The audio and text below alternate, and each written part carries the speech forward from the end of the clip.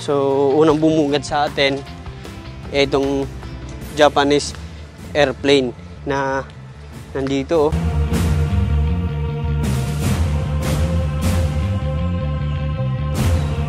So, dito pa lang makikita na natin yung statwa na parang nakasuot ng pansundalong Hapon.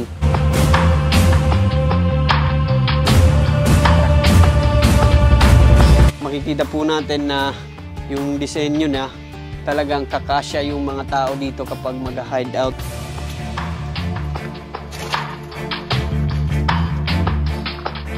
Shit, parang may tao. Ayun.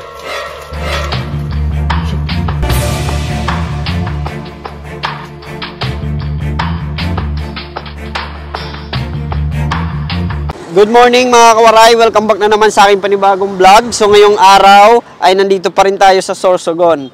So papunta po tayo ng Luzon ngayon, pero bago yan ay i-explore muna natin yung mga lugar na madadaanan natin dito sa Sorsogon. At the same time, magdadrop by tayo sa Legazpi City kasi pupuntahan natin ang mga magagandang tourist attraction na madadaanan natin. Isa na dito yung naging hideout ng mga Hapon noong World War II, ang Lignon Hill, kung saan makikita na mayroong Japanese tunnel na naging kaparte ng mahalagang kasaysayan. So, nandito po pala tayo ngayon sa Sorsogon Coastal Road. Ayan, makikita po natin.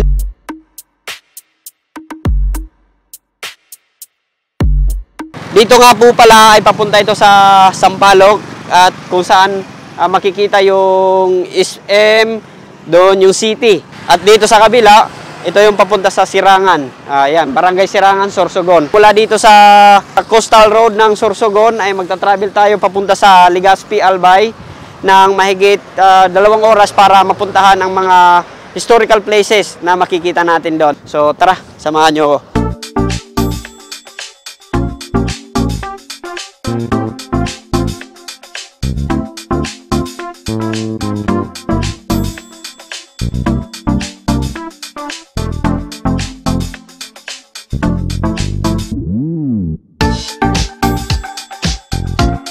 Kakaiba na yung mga nagtitinda ng mga kagaya nitong mga plasticware, oh.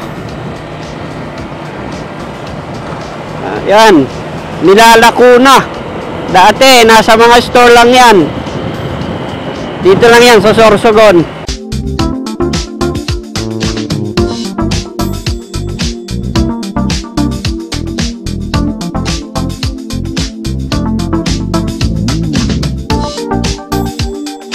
Puro malalaki yung mga nakakasabayan natin, ah.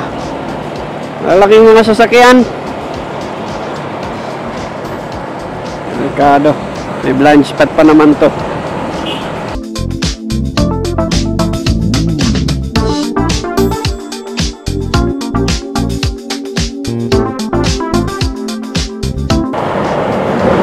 Banking. Delikado. Baka mag-overshoot.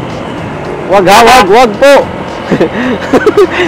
Delikado talaga sa mga ganyang kurbada, kaya kailangan magbubusina tayo kapag dadaan tayo sa mga kurbada. Buti na lang nagbusina tayo. So yun, mula dun sa Sorsogon, mahigit 2 oras yung binyahe natin papunta dito sa Legazpi, Albay. So nandito tayo sa barangay, anong barangay ito, sir? Bugtong. Barangay Bugtong, Legazpi City. Okay. So, iwan muna natin dito yung motor kasi bawal pang pumasok doon kasi under construction pa yung mga lugar. Kasi dinidevelop nila para soon, para maging open na ito sa public at magkaroon na sila ng entrance fee. Importante dito na makapag-logbook tayo para alam nila yung mga papasok doon. Tapos na tayong mag-logbook, dediretso na tayo sa sinasabi nilang tunnel. Kasalukuyan po itong sinirado ngayon kasi hindi pinapadaanan ng mga motor papunta ron o kahit anumang sasakyan. Kasi nga, kung mapapansin natin, under renovation po yung lugar. Ayan, makikita po natin na mayroong mga buildings na ginagawa doon na patuloy na dinidevelop at yung pangalan ng Lignon Hill ay nandito. So, plano nilang lagyan ng mga ilaw at yung mga i-improve yung nasabing tourist destination. Kaya ito, under renovation po. Ayan. Lignon Hill Nature Park. Ayan. Under management po ito ng government. So, government po ang may-ari, kaya patuloy pong dinidevelop ang lugar. Yung lugar ay mapapansin po natin na nahawig siya sa Bohol. Tingnan nyo yung mga puno, napakaganda, at yung mga dahon na nandito sa kalsada at napakatahimik. So yung mga kababayan natin, nag-stop over sila dun sa baba. Inaakit nila yung Lignon Hill para magpa-picture dito. So makikita po natin na talagang napakaganda ng view dito. Grabe.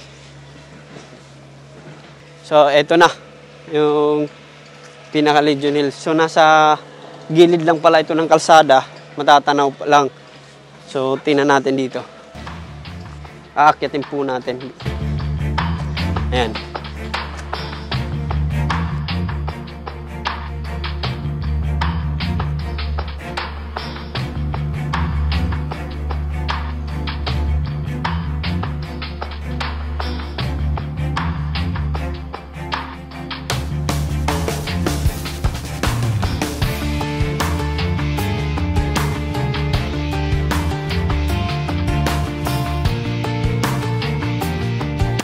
So, unang bumugad sa atin, itong Japanese airplane na nandito, oh. Ayan, oh.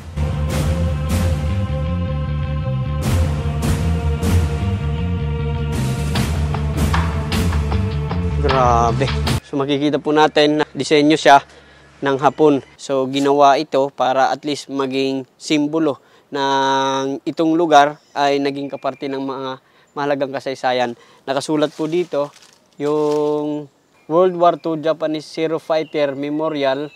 So this World War II Zero Fighter Plane Memorial mark was initiated by the city government of Legazpi under the administration of Mayor Noel Rosal. So nandito po yung history ng plane, kung bakit ginawa ito, at yung mga karagdagang artificial na ginawa nila dito, kagaya na lang ng mga sundalong manikin na inilagay nila sa loob. So, merong mga ginawa dito mga bench, kasi nga itong lugar na to ay patuloy na dinidevelop at papagandahin pa itong area. Hindi makukumpleto ang kasaysayan na ito kung walang magpapatunay kung saan talaga nagtago yung mga Hapon noong panahon ng giyera. Kaya papasukin po natin yung tunnel na naging hideout nila. Ayan. So, dito pa lang makikita po natin yung estatwa na nakasuot ng pansundalong Hapon.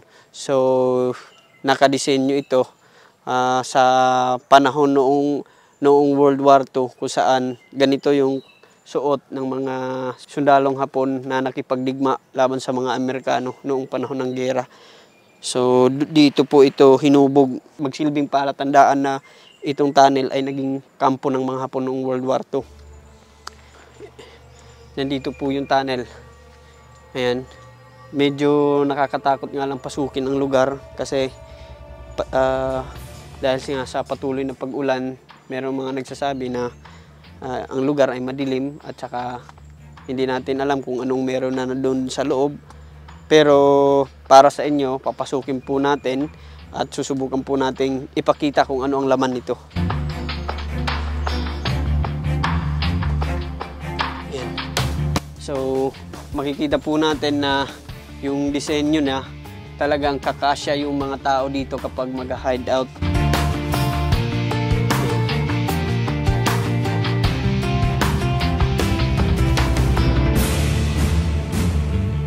So, yun.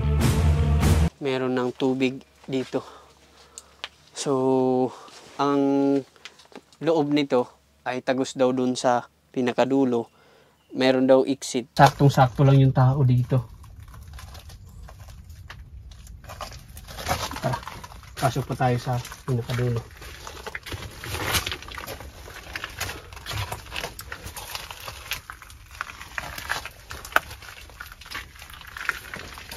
Shit, parang may tao.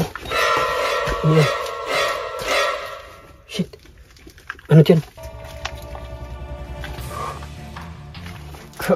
Natakot ako. Kinabahan ako guys. Kita ko. Kala ko kung ano na. Meron ditong naka-uniforme ng Hapon. Yan o. Ayan. Ayan. Kinabahan ako dun. Kala ko kung ano na. Tingnan mo. Dinisenyo itong mga estatwa na nandito ng Hapon para talagang mag-simbolo na itong tunnel ay naging kampo ng mga Hapon noong World War II. At mapapansin po natin na dalawa yung tunnel na nandito. May isa dito papunta ron. Ano yun? Parang may nakapulupot dun ah. Ano yan?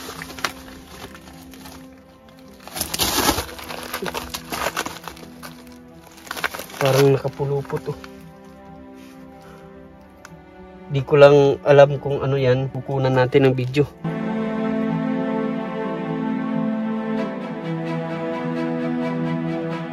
Ayan oh. Yung mannequin na nakaupo. Tingnan mo. Na sira na.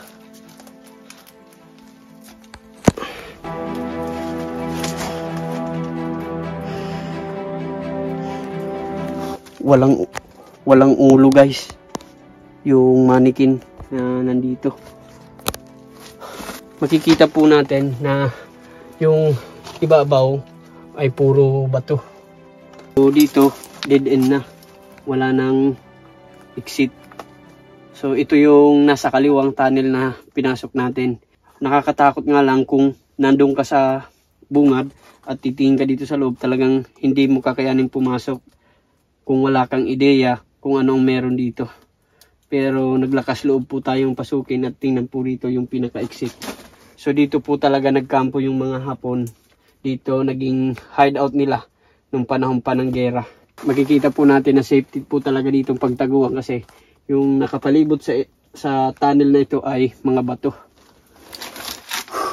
So ngayon pupuntahan po natin yung kabila.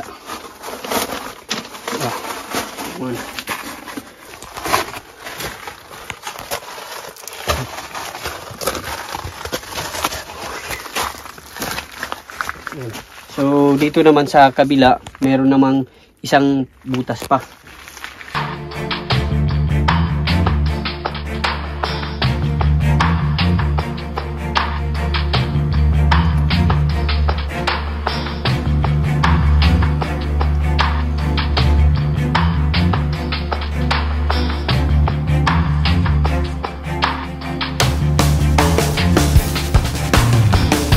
So nilagyan nila ng mga estatwa ng mga Hapon dito para talagang konektado yung history. Dahil nga sa matagal na yung nangyari kung saan nagkaroon ng matinding sagupaan laban ng mga Amerikano at mga Hapon, ay tanging ito na lamang ang naiwan na alaala.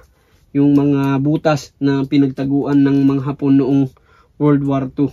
Kaya naman para at least maging kapani-paniwala yung istorya, ay isa sa mga palatandaan dito ay yung mga estatwa dito para at least magsilbi itong guide na itong lugar ay naging kampo ng mga Hapon noong panahon ng gera.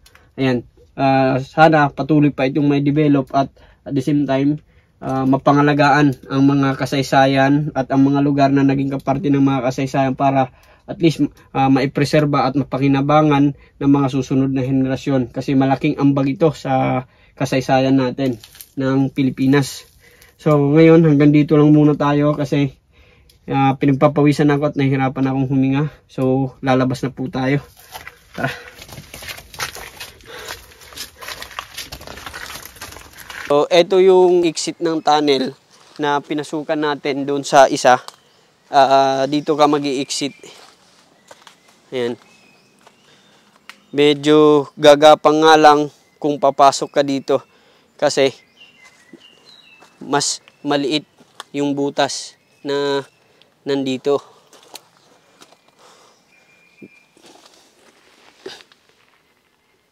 Mas maliit yung butas na nandito. Dahil mag-aalas 4 na ng hapon, marayo pa yung bibiyahin natin, ay siguro uuwi na tayo.